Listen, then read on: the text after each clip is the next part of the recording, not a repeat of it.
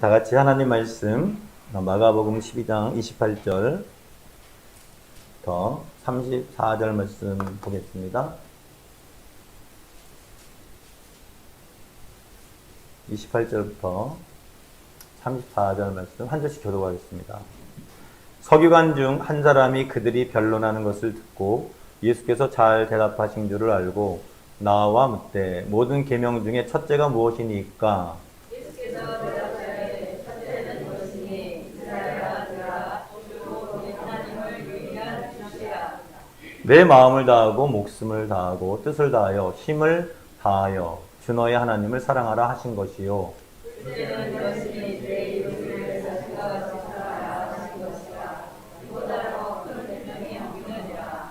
서기관이 이르되 선생님이여 옳소이다. 하나님은 한 분이시요 그 외에 다른 이가 없다 하신 말씀이 참이니이다. 또 마음을 다하고 지혜를 다하고 힘을 다하여 하나님을 사랑하는 것과 또 이웃을 자기 자신과 같이 사랑하는 것이 이 전체로 믿는 모든 것들과 같이 하리라. 같이 읽겠습니다. 예수께서 그가 지혜 있게 대답함을 보시고 이르시되 네가 하나님의 나라에서 멀지 않도다 하시니 그 후에 감히 묻는 자가 없더라. 아멘. 여러분에게도 하나님의 나라와 가까이 있는 은혜가 있길 주님의 이름으로 축원드립니다. 우리 옆 사람에게 축복합시다. 크게 잘 됩시다. 하나님 안에서 행복합시다. 오늘도 은혜 받읍시다. 할렐루야. 우리 언젠가 한번 우리 말씀 중에 있던 얘기를 한번 더 해드릴게요. 타국에를 여행하던 어떤 부자가 있었는데 그 옆에는 가장 똑똑한 종이 있었습니다. 근데 이 부자 아버지가 병이 걸려가지고 죽게 생겼습니다. 생각하기에 이 종에게 만약 유언을 잘못 쓰게 되면 유언장이 아들에게 전해지지도 않을 것 같아서 종에게 적으라고 했습니다. 자기 유언을. 우리 집에 있는 모든 것은 다 너에게 준다. 종이 그것을 받아 적으면서 속으로 굉장히 기뻐했죠.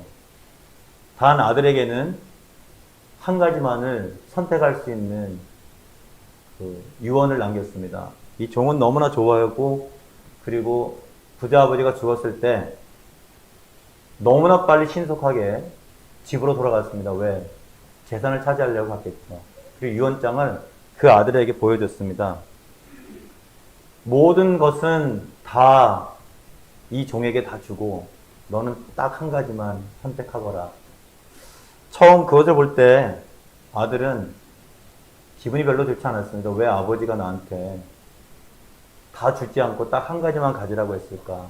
근데 하루가 지나고 나서 그 아들은 아주 밝은 모습으로 왔습니다. 그가 선택한 것은 누구냐면 모든 것을 다 가진 종을 선택했습니다. 결국 지혜가 사람을 인생을 바꾼다는 그런 얘기를 하고 싶다는 얘기입니다. 여러분, 이 세상의 주인은 하나님인 줄 인정하시길 바랍니다. 우리가 아무리 어떤 사람의 생각으로 하더라도 하나님의 지혜로운 것을 따라가지 못합니다. 이 세상을 다스리는 분, 창조하신 분, 그리고 전능하신 분, 그분이 바로 우리의 하나님인 줄 믿으시길 바랍니다. 그 하나님은 어떤 분이시냐? 지혜로운 분이세요. 우리가 가장 지혜롭게 사는 방법, 바로 하나님을 경외하는 것 아니겠습니까? 그래서 여호와를 경외하는 것이 지혜의 근본이요 거룩한 자를 아는 것이 명철이다라고 잠언서 9장 10절에 기록되어 있습니다. 최고의 지혜는 하나님인 줄 믿습니다. 어려운 코로나 바이러스가 오고 어떤 일이 오더라도 역사적으로 계속 인간의 역사를 보게 되면 하나님을 의지하는 자들은 항상 보호받고 승리했다는 사실입니다. 그러나 세상 방법으로 바벨탑을 쌓고 아무리 문명을 크게 일으켜도 결국에는 하나님을 의지하지 않고 성경어에 말하는 악인에게 길에 들어섰던 나는 하나님이 필요 없습니다 라고 생각했던 많은 민족들이나 사람들은 찾아볼 수가 없다는 거죠. 오늘도 최고의 지혜이신 하나님을 더하라고 하는 더 블레싱 교회 예배가 되길 주님의 이름으로 축원드립니다. 오늘 본문 마가복음 12장 34절 다시 한번 읽어볼까요? 마가복음 12장 34절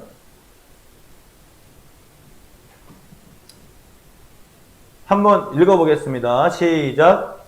예수께서 그가 지혜 있게 대답함을 보시고 이르시되 내가 하나님의 나라에서 멀지 않도다 하시니 그 후에 감히 묻는 자가 없더라. 아멘.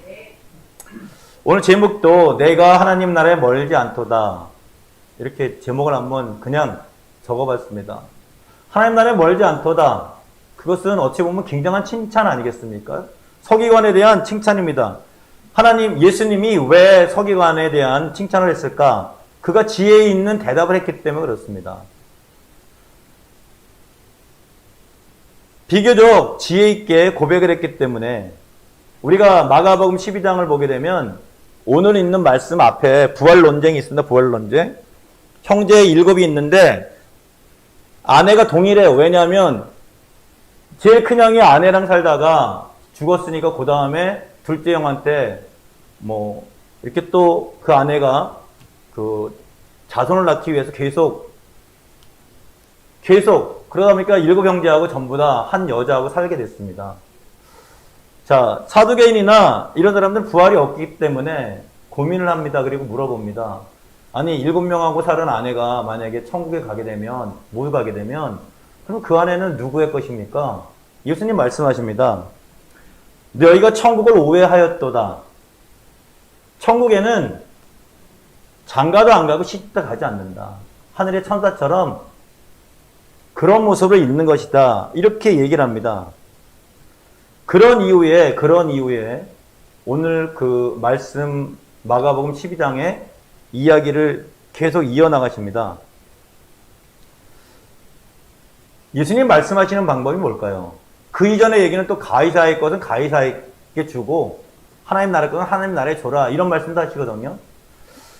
듣는 많은 사람들이 의아했을 겁니다. 아니 예수님의 말씀이 틀린 것 같지는 않는데 이해할 수가 없다는 거죠. 아니 분명히 7명하고 살았으면 분명히 천국 가면은 부활이 되면 만날 텐데 어떻게 저런 말씀을 하실까? 예수님 말씀은 간단한 겁니다. 이 세상의 논리적으로 하나님의 나라를 생각하지 말아라. 여러분 하나님과 우리는 차원이 다르다는 것을 여러분 예배를 통해서 인식하시길 주님의 이름으로 다시 한번 부탁드립니다. 오늘 본문 서기관의 질문에 대답하시고 그것을 알아들은 서기관을 크게 칭찬합니다. 그러면서 이렇게 얘기하십니다. 하나님 나라가 멀지 않았다. 하나님 나라에서 멀지 않도다. 하나님 나라에 들어가진 않았지만요. 멀지 않았다는 거예요. 가깝다는 겁니다. 여러분도 오늘 깨달음이 생겨서 하나님 나라에 가깝게 있길, 좀 더 가깝게 있길 주님의 이름으로 다시 한번 축원드립니다. 우리가 3주, 4주 계속 주기도문에 대한 얘기를 하면서 다른 성경 구절을 계속 보아요. 왜냐하면 하나님이 주기도문을 만들어서 우리에게 가르쳐 주셨을 때는 하나님이신 예수님이 이 땅에 오셔서 본인이 설교하는 그리고 말씀을 전하는 곳에 분명히 주기도문에 대한 얘기가 다 있기 때문에 우리가 오늘 3주, 4주, 앞으로도 5, 6주 가면서도 계속 주기도문과 연결되는 그런 말씀을 전할 겁니다. 오늘 하나님 나라에 대한 것, 다른 얘기를 하면 천국에 대한 것을 오늘 또 말씀하고 계십니다. 나라가 임하옵시며 어떻게 해야 하나님 나라와 가까울까요? 의문이 생기지 않습니까? 서기관은 하나님 나라에 가깝다 그러는데 그것을 듣는 옆에 있는 사람들이나 지금 우리들은 어떻게 하면 그러면 하나님 나라와 가깝게 갈 수 있는 방법이 있는가? 여러분 일본이요 올림픽을 핑계로 지금 독도를 다케시마라고 이렇게 하면서 일본 발음은 다케시마라고 그러잖아요. 독도를요. 자기 땅이라고 합니다. 그러면 대한민국 국민은 누구나 다 화가 날 거예요. 저도 화가 납니다. 왜? 우리나라 대한민국 땅인데 왜 자기네 나라 땅이라 그랬을까? 삼국시대 이사부 때부터 분명히 우리나라 땅이라고 기록돼 있는데 왜 다케시마 독도를 자기네 땅이라고 얘기를 할까? 여러분 요즘 정치를 보면서 저는 이런 생각을 합니다. 개인적으로. 제발 정치가 중에 관대하게 남을 좀 수용할 수 있는 그런 정치가가 나왔으면 좋겠다는 게 제 개인적인 생각입니다. 왜? 미디어 보고 어딜 막 봐도 정치가 중에 그렇게 관대한 정치가 별로 없더라고요.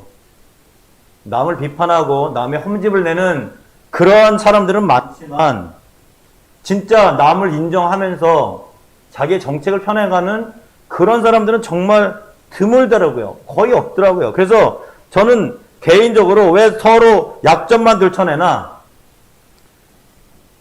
나라가 너무 하나 되지 못하는 그런 상황 아닌가 이런 개인적인 생각이 들었습니다. 그래서 성경에 우리 마태복음 15장 14절에 소경이 소경을 인도하면 둘 다 구덩이에 빠진다라는 말이 생각이 너무나 납니다. 정말 인격적으로 관대한 정치가가 없을까? 그런 사람이 나타나길 저는 기도하고 있습니다. 허물을 덮어주는 자는 사랑을 구하는 자라고 했는데 정말 남의 약점만 들춰내는 그런 시대가 된다면 편향적인 그런 모습으로 우리 국민들도 나눠지지 않을까? 지금까지 그래왔다면 이제부터라도 정말 관대한 정치가 나타나기를 저 개인적으로 소원하는 그런 기도를 많이 드립니다. 왜 그럴까요? 왜 제가 대한민국에 대한 정치에 대해서도 관심이 있고 독도에 대한 그런 일본의 그 망언 아닌 망언에 대해서 굉장히 속마음이 안 좋을까요? 단 한 가지 이유입니다. 저는 대한민국 국민이기 때문에 그렇습니다. 여러분에게도 그런 마음이 있을 겁니다. 왜? 대한민국 국민이기 때문에 그렇습니다. 여러분 오늘 하나님 나라에 가까이 있다, 멀지 않도다 예수님이 말씀하셨을 때 그 서기관이 왜 그런 칭찬을 들었을까요? 하나님 나라 국민과 가깝기 때문에 그렇습니다. 관련이 있기 때문에 그런 것 아니겠습니까? 여러분 이 시대에 크리스찬들은 어떤 나라에 관심을 가져야 될까요? 여러분 우리 크리스찬들이 관심을 가져야 될 그런 나라는 어느 나라일까요? 바로 하나님 나라 천국인 줄 믿으시길 바랍니다. 예수님이 주기도를 우리에게 가르쳐 주셨을 때 우리는 흔히 하나님 청원, 당신 청원이라는 거죠. 당신의 이름이 거룩히 여김을 받으시오며 나라가 임하옵시며 뜻이 하늘에서 이루어진 것 같이 땅에서도 이루어지이다. 그리고 나머지 서너 가지 우리의 청원, 그 기도를 가르쳐 주셨어요. 오늘까지는 하나님의 청원에 대한 이야기를 하려고 합니다. 천국에 대한 이야기를 하려고 합니다. 여러분 천국은 죽어서만 가는 나라입니까? 대부분 많은 크리스찬들이 오해하잖아요. 천국은 죽어서만 가는 나라다. 그렇게 생각하십니까? 아닙니다. 천국은 하나님이 다스리는 곳 어디든지 천국이라 볼 수 있는 것 아니겠습니까? 여러분 이 천국에 대해서 우리가 관심을 가져야 됩니다. 나라가 임합시오며 뜻이 하늘에서 이루어진 것 같이 땅에서도 이루어지이다라는 기도문 안에 시대가 어떤 시대냐? 미래 완료형입니다. 이것을 이미 하늘에서 이루어져 있는 나라, 하나님 나라가 이 땅에서도 이루어지기를 기도하라. 그런 뜻 아니겠습니까? 하나님은 전지전능하신 하나님인 줄 믿으시길 바랍니다. 과거, 현재, 미래 모두 그분이 하시면 그대로 되는 줄 믿으시길 바랍니다. 예수님께서 하나님의 뜻에 복종해서 십자가를 지심으로 세우신 교회에 이미 하나님의 나라가 이루어졌다는 겁니다. 베드로가 너는 나를 누구라고 생각하냐 물어보실 때 고백하지 않습니까? 주는 그리스도시에 살아계신 하나님의 아들입니다. 내가 내 반석 위에 내 고백 그 위에 교회를 세우리니 음부의 관세가 이기지 못하리라. 할렐루야. 이미 예수님은 이 땅에 십자가를 지심으로 그리고 죽으셨다 3일 만에 부활하심으로 교회를 세우셨지만 교회는 그러므로 하나님 나라가 이루어질 때 악의 권세가 침범하지 못하는 그런 이미 승리한 교회인 줄 믿으시길 바랍니다. 지금도 하나님의 뜻에 순종하게 되면 교회에 하나님의 나라가 확실하게 이루어진다는 것 아니겠습니까? 그런데 현실에 있어 교회는요, 크리스찬들이 모여있는 곳에 천국이 없습니다. 왜 그럴까요? 왜 그럴까요? 교회는 분명히 하나님이 몸으로 만드신 천국을 이루는 교회예요. 하나님의 통치가 있어야 되는 곳입니다. 그런데 실제로 교회를 보면 그렇지 않다는 거예요. 왜 그럴까요? 하나님 나라에 가깝다는 의미는요, 하나님의 나라가 실현되었다는 의미 아니겠습니까? 하나님 나라는 어떻게 해야 이루어지나요? 하나님의 통치가 이루어지면 됩니다.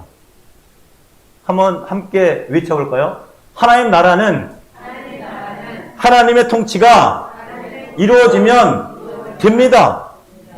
그러면 역으로 생각하면 통치가 이루어지지 않기 때문에 지금 이 시대에 교회에도 천국이 없는 것 아니겠습니까? 하나님의 통치가 이루어지려면 어떻게 해야 되나요? 하나님의 뜻이 이루어져야 됩니다. 할렐루야! 지난주에 여러분 말씀을 들으셨을 거예요. 데살로니가전서 5장 16절부터 23절 말씀을 들었습니다. 항상 기뻐하라. 자, 누구 때문에 기뻐하라고 했습니까? 하나님 때문에 기뻐하라. 그러면 행복이 온다. 그래서 행복하라가 기뻐하라는 뜻이라고 그랬습니다. 쉬지 말고 기도하라. 왜 기도합니까? 예배 중에 왜 기도합니까? 우리가 왜 절대자에게 기도를 합니까? 하나님과 우리 사이를 정확히 알게 하기 위해서 예배 드리는 것, 기도한다는 것 말씀드렸습니다. 그리고 하나님의 은혜로 우리가 구원받았다는 것을 통해서 항상 감사하라고.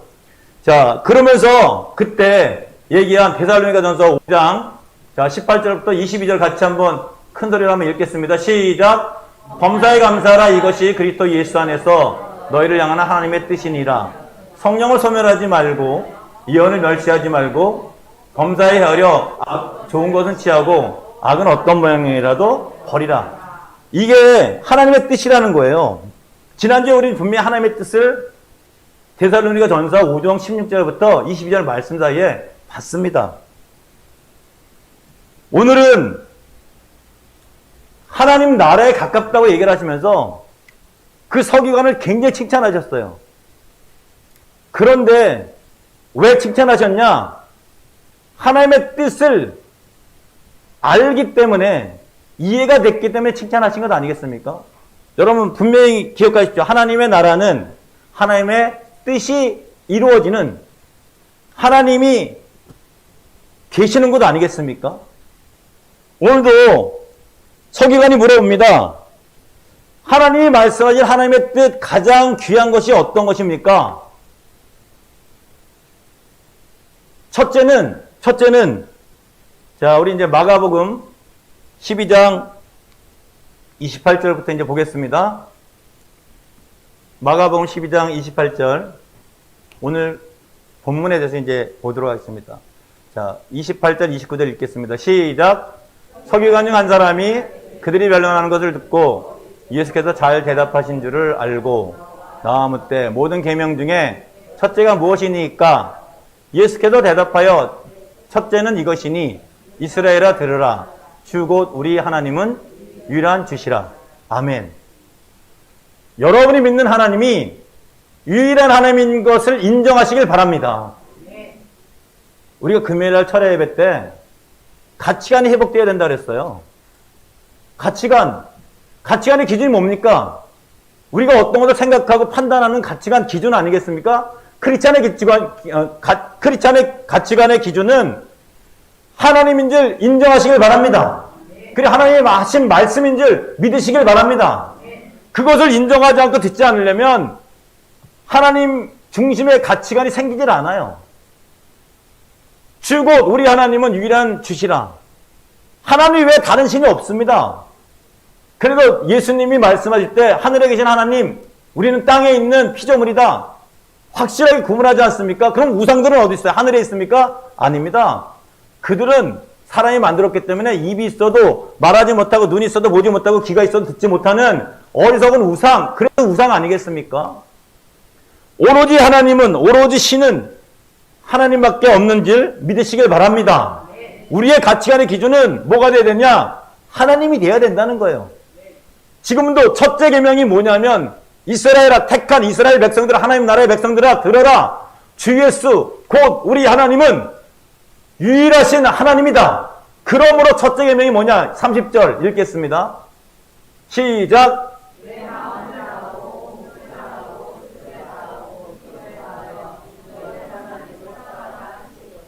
그 하나님을 어떻게 하라고요? 사랑하라 그러는데 어떻게 사랑하라? 마음을 다해서 사랑하라는 것 아니겠습니까? 여러분 이 마음을 다해 사랑하라. 그리고 목숨을 다해 사랑하라, 뜻을 다해서 사랑하라, 힘을 다해서 사랑하라, 이 말씀을 들으면 마치 마태복음 6장 33절에 너희는 먼저 그의 나라와 의를 구하라, 이 말씀도 연결이 됩니다. 대부분 많은 분들이 이렇게 생각할 거예요. 너희는 먼저 그의 나라와 의를 구하라. 그럼 우선순위에 있어서 교회를 먼저 해라, 하나님 관련된 일을 먼저 해라. 그렇게 이해가 되지만 틀린 말은 아니지만 완전히 정확한 말은 아니에요. 오늘도 내 마음을 다하고 목숨을 다하고 뜻을 다하고 힘을 다하라. 이거 쉐마라 그럽니다. 신명기 6장 4절 5절에 있는 말씀하고 동일한 말씀이에요. 이스라엘아 들으라 자체가 쉐마라는 뜻인데 목숨을 다하고 뜻을 다하고 마음을 다하고 하면 여러분이 듣기에는 이렇게 생각이 되잖아요. 열심을 다해 섬겨라. 그게 하나님을 사랑하는 방법이다. 그런데 우리가 구속사 얘기를 합니다. 창세기에 보면 에녹이 가인의 계열 에녹도 있고, 그죠? 아담 셋의 에녹도 있어요. 똑같은 에녹, 분보자, 선생 이런 뜻이 있지만 목적이 무엇이냐에 따라서 그들의 삶은 완전히 달라지는 삶이 된다는 거죠. 우리가 하나님의 일을 열심히 하는 건 좋아요. 근데 목적이 진짜 하나님이냐 아니냐 이것은 다른 문제라는 얘기죠. 하나님이 왜 서기관을 칭찬했을까?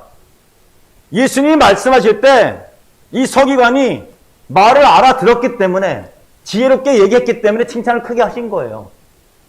그 전에 부활론쟁 얘기했지 않습니까? 말을 해도 알아듣지를 못해요. 왜? 천국에 대해서 이해가 안 되니까, 하나님 나라에 대해 이해가 안 되니까, 한마디로 얘기하면 수준이 안 맞아 놓으니까 하나님이, 예수님이 말씀하셔도 알아듣지 못하는 그런 답답함이 있었던 거예요. 그런데 서기관은 어떠냐? 알아들었어요. 하나님 나라가 어떤 식으로 해야 되는지 알아들었습니다. 오늘도 내 마음을 다하고 목숨을 다하고 뜻을 다하고 힘을 다하여 너의 하나님을 사랑하라, 이것을 단편적으로 그냥 열심히만 하면 된다. 교회를 위해서 열심히 하면 된다. 근데 그 교회에 하나님이 없어.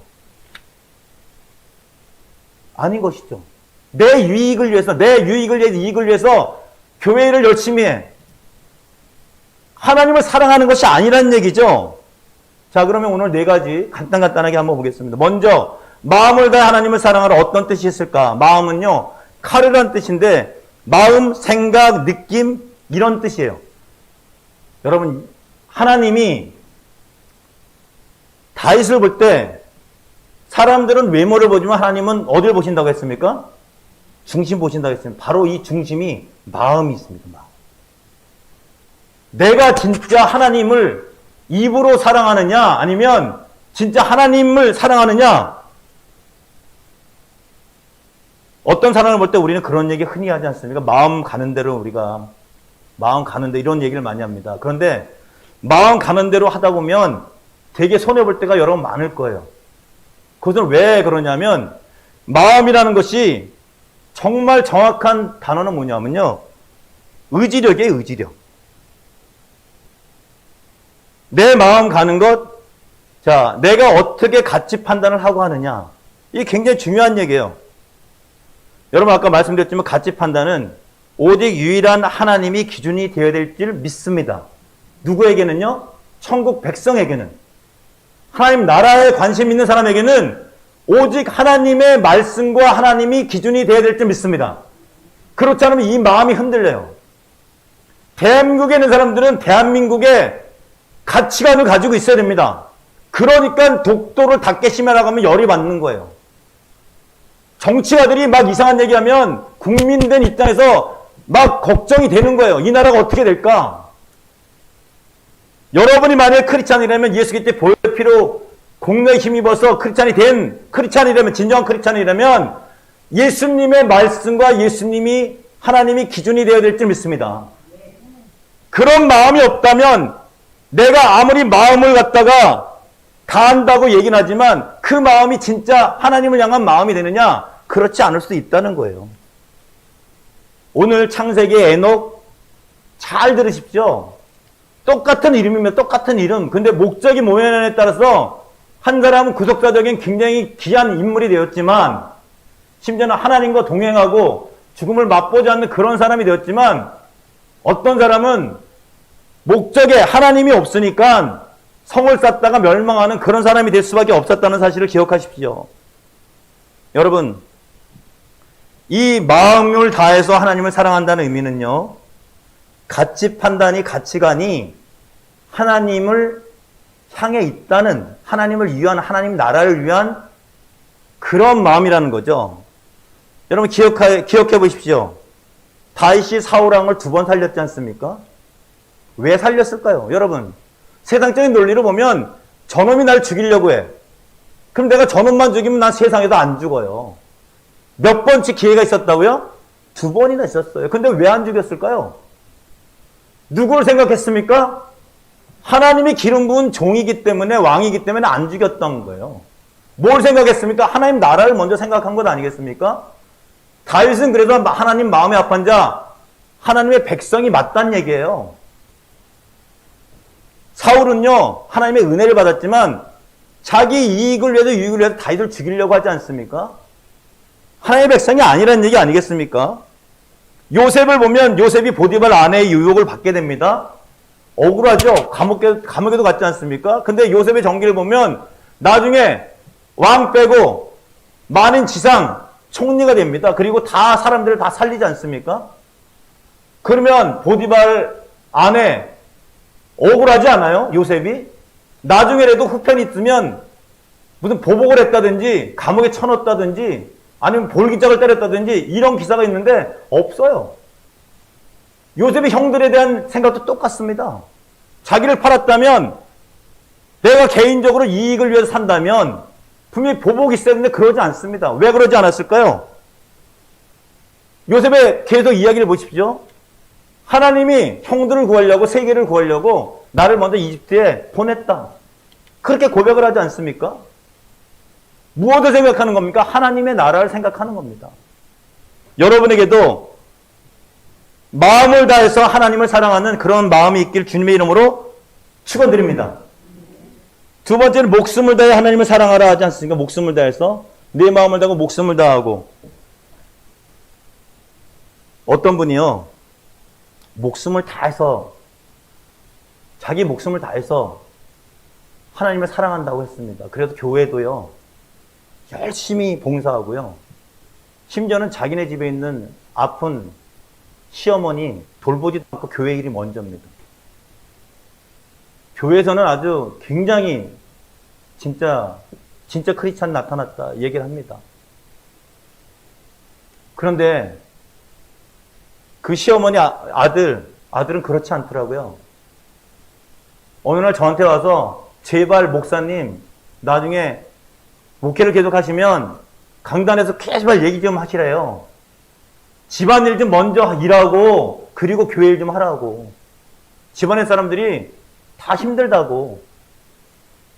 자기네 어머니는 밥도 안 차려서 굉장히 힘들게 살았다 그 얘기를 합니다. 지난번 저희가 있던 광덕시장 상가에 있던 건물주, 알코올 중독이었던 그 건물주 남자가 저한테 하는 얘기였습니다. 많은 사람들이 목숨 걸고 하나님 섬긴다고 하지만 실제로 보면 하나님을 통하여 핑계대는 것, 실제로는 목숨 걸고 자기 이익을 위해 사는 사람들이 굉장히 많지 않습니까? 여기서 목숨이란 내적 생명력을 말합니다. 내적 생명력. 무슨 소린가 하실 수 있습니다. 다른 얘기를 하면 하나님께서 주신 생명이 다시 한번 회복되는 그런 생명력이 생겼을 때 하나님을 사랑할 수밖에 없는 그런 행동을 한다는 거예요. 여러분 창세기 2장 7절에 보면 하나님이 흙으로 사람을 지으시고 생기를 그 코에 불어넣지 않습니까? 그래서 사람의 생명이 됐지 않습니까? 여러분 어떻습니까? 식물, 동물, 사람 다 똑같은 살아있다고 똑같은 목숨입니까? 달라요. 성경은 전도서에도 보면 혼은 땅으로 내려가지만 그저 영은 하늘로 올라간다고 돼 있어요. 인간에게 있어서는요, 영이 있지 않습니까? 하나님이 주신 특별한 생명이 있어요. 그 목숨입니다. 근데 이 목숨이 어떻게 사라져 버렸습니까? 교만한 마음이 생겨서 타락해버리고 결국은 사라져 버리지 않습니까? 창세기 6장 3절에도 보면 하나님 말씀하십니다. 내 영이 너희와 이제 영원히 같이 있지 않을 거다. 그리고 그날이 120년 정도 될 것이다. 물론 노아 이후에 아들들도요, 400 몇 년을 쭉쭉 살다가 결국 120년으로 거의 맞춰졌죠. 점차적으로. 그런 의미에서 지금 이 시대에 거의 120살 정도가 인간이 살 수 있는 최대치라고 얘기를 합니다. 분명한 것은 하나님이요, 사람과 동물과 식물과 다른 목숨을 주셨다는 사실입니다. 근데 우리는 자기 욕심 때문에, 그저 사람 욕심 때문에 하나님이 주신 그 복을 버렸지 않습니까? 그게 아담의 원죄 아니겠습니까? 오늘 말씀에 목숨을 걸고 사랑해라. 자, 우리는 그거를 이렇게 이해합니다. 내 목숨, 내가 살아있는 목숨, 동물과 식물과 같이 있는 그 목숨 다해서 하나님을 사랑하면 된다. 그러나 하나님은요, 오늘 우리에게 말씀하시는 게 그런 뜻으로 얘기한 게 아니에요. 거듭남의 생명, 그리고 내적 생명력이 다시 생겼을 때 그 모든 것은 은혜로 회복되었기 때문에 그러므로 그 목숨을 다하여 사랑하라, 이런 뜻 아니겠습니까? 다른 얘기를 하면 자기 중심적인 그런 생각으로 목숨을 바치는 것이 아니라 하나님이 주신 은혜로 새로 생긴 우리의 은혜, 자, 내적 생명력을 가지고 내 이웃을 내 몸같이 사랑하라고 하지 않습니까? 오늘 잘 보십시오. 첫째 계명이 뭡니까? 마음을 다하고 목숨을 다하고 뜻을 다하고 여호와 하나님을 사랑해라. 그죠? 둘째 계명 뭡니까? 내 이웃을 누구같이? 내 몸같이 사랑하라. 이것이 마태복음에도 계속 있는 얘기 아니겠습니까? 이것이 틀린 얘기가 아니라 똑같은 얘기를 지금 첫째 계명, 둘째 계명으로 하신 얘기예요. 실천적인 얘기를 한 겁니다. 하나님의 뜻이 이런 것이다. 자, 우리 마가복음 12장 31절 읽겠습니다. 시작.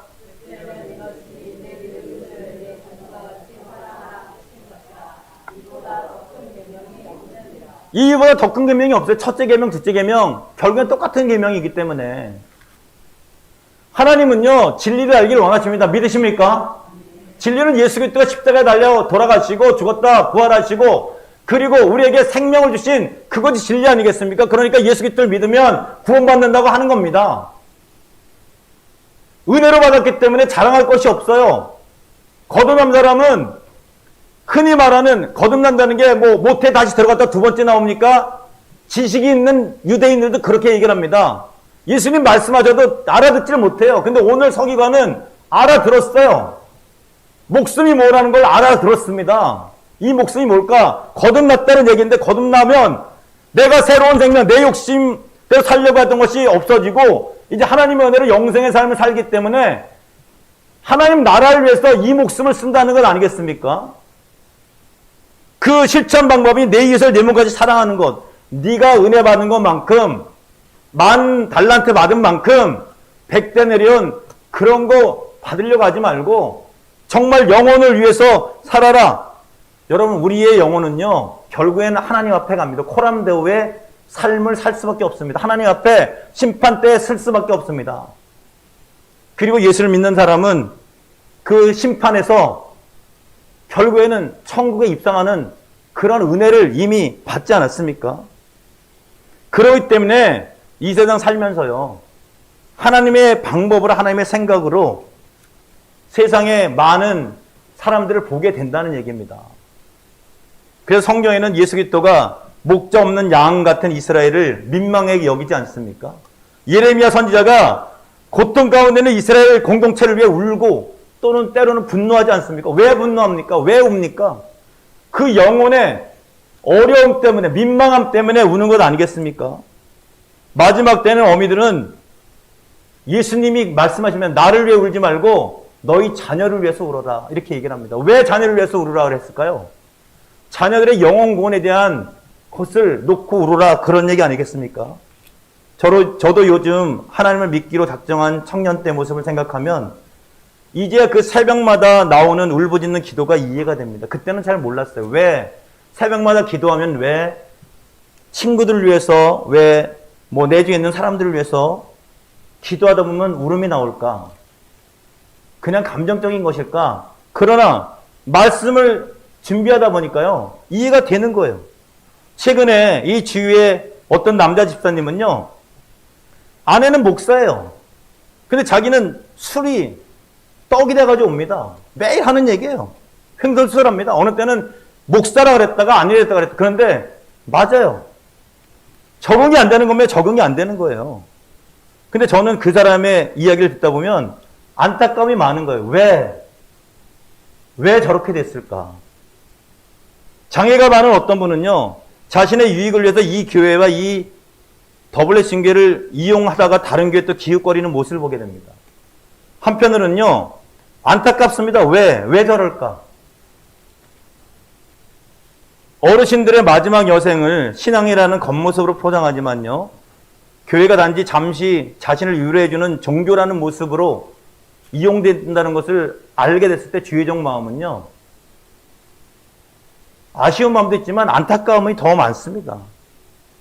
제가 아는 어떤 청년은요, 저에게 시도 때도 없이 전화를 하는 사람이 있어요. 요새는 좀 덜하지만. 항상 그 친구는 들어주길 바래요. 이혼한 친구인데 계속 결국에는 뭐냐, 겸손한 척 하지만 자기 얘기를 들어주고 자기에게 위로 한 받기를 해주는 목회자를 위해서 계속 이 교회 저 교회에 전화를 하는 거예요. 저는 속으로 그런 생각을 합니다. 청년아, 계속 그런 전화 하지 말고 진짜 하나님 앞에 올바로 가봐. 자기 자신을 다 속 시원히 드러내놓고 치부를 다 드러내놓고 한번 하나님을 만나러 가봐. 차라리 그게 낫지. 이게 여기까지 막 튀어나옵니다. 그럼에도 불구하고 들어줄 수밖에 없어요.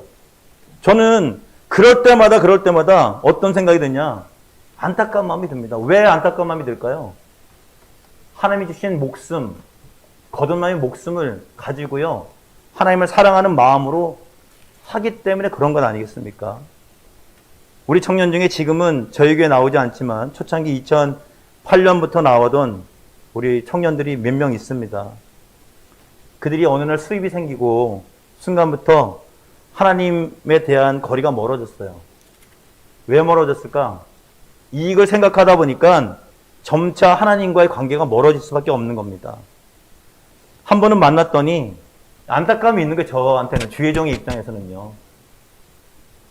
중학교 때부터 정말 열심히 신앙생활하던 아이들을 봤는데 어느 순간부터 변하기 시작하는 그들의 모습을 보고요, 안타까움도 있지만 긍휼한 마음이 더 생기는 거예요. 앞으로 저들이 하나님을 떠나면 저들의 영혼은 어떻게 될까?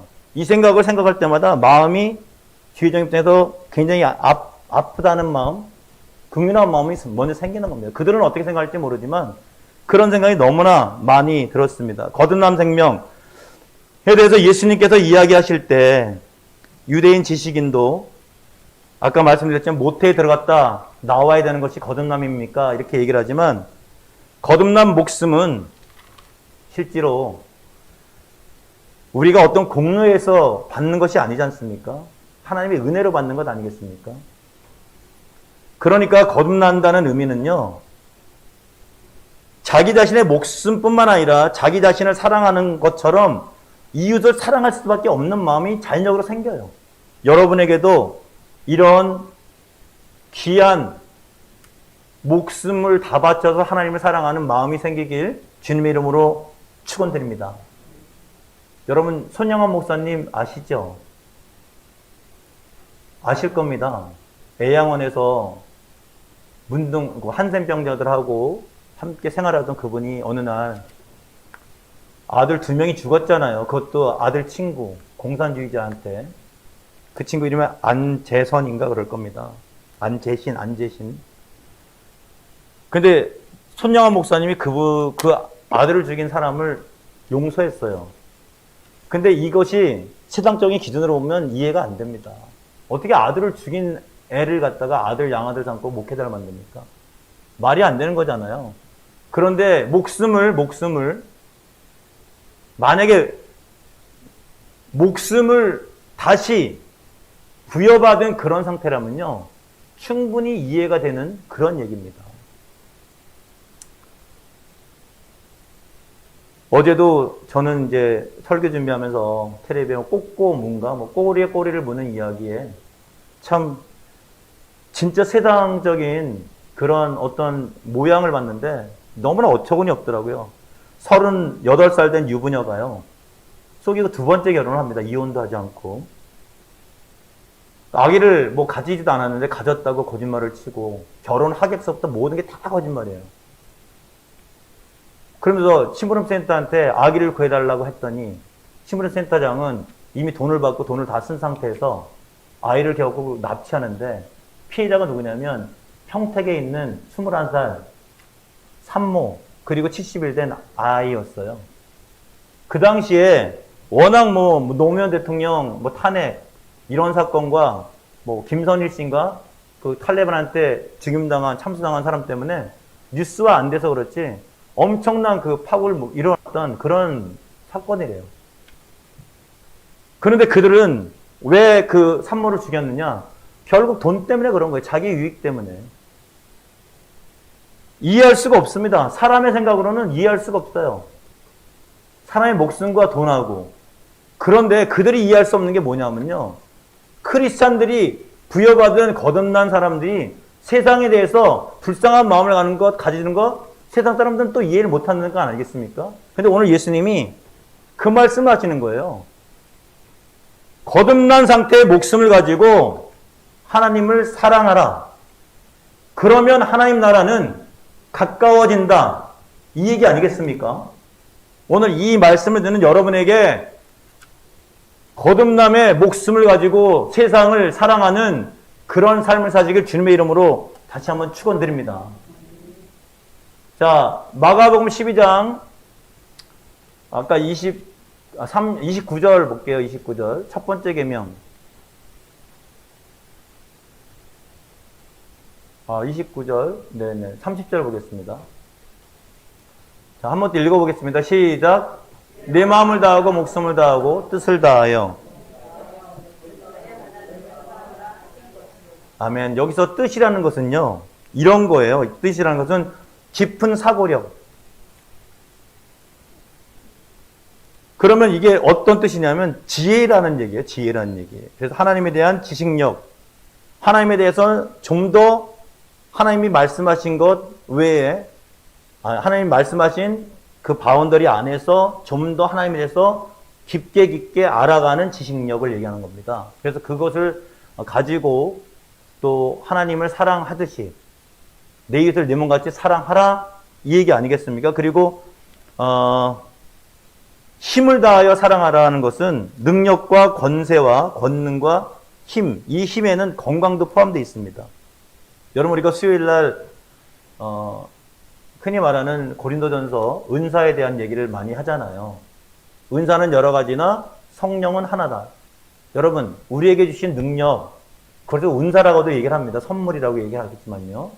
그 은사는 주시는 분이 하나님인 줄 믿으시길 바랍니다. 우리가 잘나서 받는 게 아니에요. 그런데 고린도전서 12장 7절에 보면 그 은사를 주신 이유가 뭐냐면 공동체를 위해서 주셨다 이렇게 기록되어 있습니다.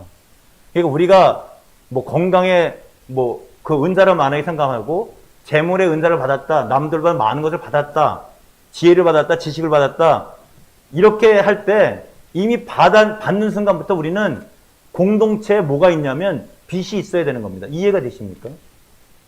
그러니까 여기서 힘이라는 것은요, 받은 거가 많다 그러면 그건 일단 공동체를 위해서 써야 되는 거예요.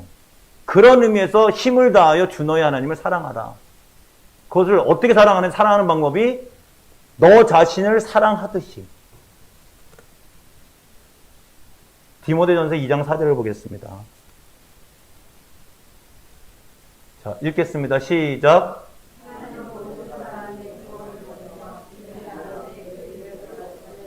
아멘. 이것이 하나님의 긍정적인 뜻인지를 믿으시길 바랍니다. 그렇기 때문에 이 기본적인 가치관을 가지고요, 우리가 받은 은사, 받은 지식, 받은 목숨 이런 거 다 종합적으로 생각하면 무조건 열심히라고 한다는 게 아니라 목적이 뭐냐, 하나님의 뜻이 진짜 뭐냐 확실히 알고 한다면요, 우리의 주기도문은 결코 벗어나지 않습니다. 왜 하나님이 이 당시 주기도문을 주셨냐면 그 당시 유대인은요, 유대교하고 기독교는 달라요. 유대인의 기도문이 있습니다. 카디시라고 하는 18번 기도문이 있는데 어떤 기도문? 내용이 이런 거예요. 하나님, 이스라엘 백성 외에 다른 이방인들을 멸하여 주시고, 이해되십니까? 그리고 유대인이 세계를 지배하는 그런 민족이 되게 하여 주십시오. 이게 유대교의 카디시 18번 기도 제목이에요. 기도 내용입니다. 이해되십니까? 그거에 대항해서 제자들이 기도문을 가르쳐달라 했을 때 주기도문, 예수님의 기도는 뭐냐면 오로지 기준이 뭐냐? 하나님 나라 건설이라는 거죠. 하나님 나라 확장이라는 거죠. 때로는 우리의 기도가 대표 기도를 포함해서 모든 기도가 마치 유대인의 카디시처럼 그런 기도가 될 수 있어요. 하나님, 우리 가족 크게 잘 살게 해 주시옵소서. 자녀들이 스펙을 얻고 세상에서 성공해서 롤모델 되게 하여 주시옵소서. 어떤 롤모델이요? 하나님이 원하는 롤모델 아닙니다. 우리 가족만 열심히, 우리 교회만 열심히, 이게 유대인의 카디시 기도 제목일 수도 있어요. 그런데 오늘 예수님은 그런 거에 대해서 대비로 주기도문을 가르쳐 주셨다는 거죠. 여러분, 하나님의 마음을 가지고, 하나님의 목숨을 가지고, 주신 목숨을 가지고, 하나님이 주신 힘을 가지고, 하나님의 주신 뜻에 더 심오한 생각을 가지고 기도해서 하나님 나라가 확장되는데 기여하는 여러분 되시길 주님의 이름으로 축원드립니다. 스가랴 4장 6절을 잠깐 볼게요. 결론입니다. 스가랴 4장 6절. 이는 힘으로 능으로 되지 아니하며 오직 나의 신으로 되느니라. 자, 읽겠습니다. 시작.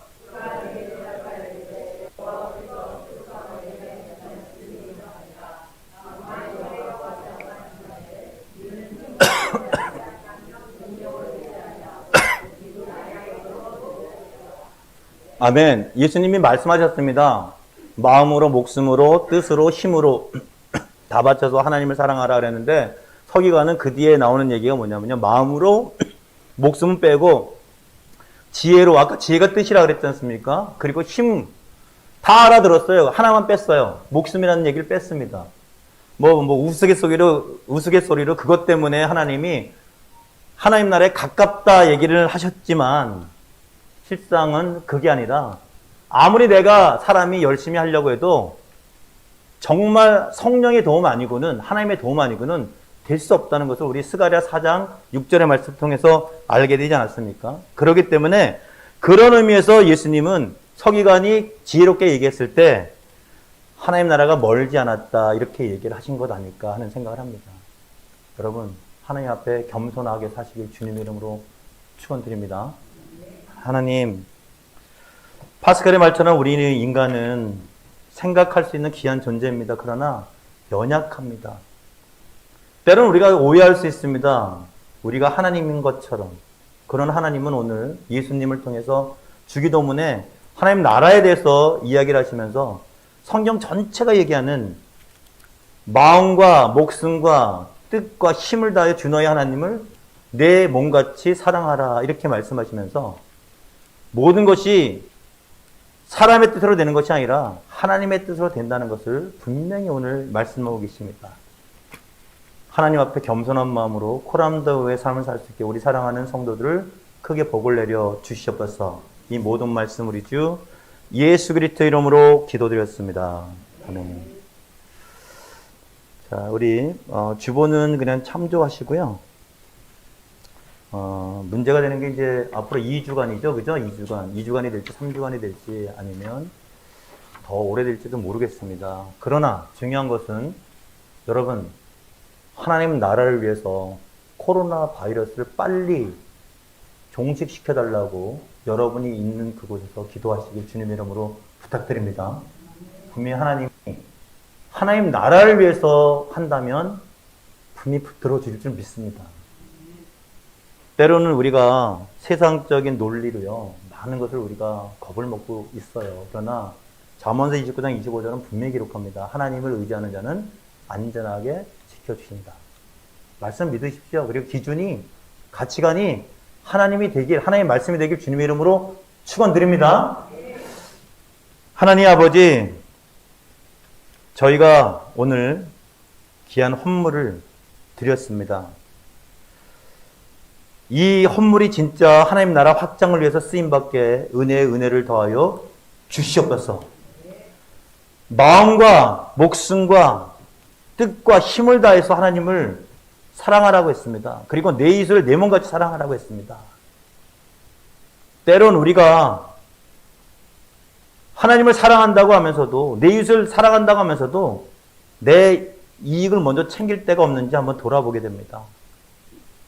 이 코로나 바이러스가 창궐한 이 시대에도 오로지 내 교회, 내 생각, 나만 괜찮으면 괜찮다, 이런 안일한 생각을 빠져 있지 않는지, 결코 그런 생각을 가지고 신앙생활하면, 종교생활하면 절대로 하나님 나라는 이루어질 수 없다는 것을 오늘 마가복음 12장을 통해서 저희들에게 분명히 말씀하고 있습니다. 하나님께 다시 부여받은 거듭난 상태에서 최선을 다해서 하나님을 섬기듯이 이웃을 사랑하는 그러한 우리 성도들 더블레싱 교회에게 은혜를 더하여 주시옵소서. 이 언물이 쓰여지는 곳곳마다 하나님 나라가 확장되게 은혜 베풀어 주시옵소서. 이 모든 말씀 우리 주 예수 그리스도 이름으로 기도드렸습니다. 아멘. 우리 다 같이 일어서셨습니다. 이제는 우리 주 예수 그리스도의 은혜와 하나님 아버지의 무한하신 사랑과 성령님의 교통 충만 인도하심이 오늘 예배드리고 돌아가는 사랑하는 권속들 위해 지금부터 영원토록 함께하기를 축원합니다. 아멘.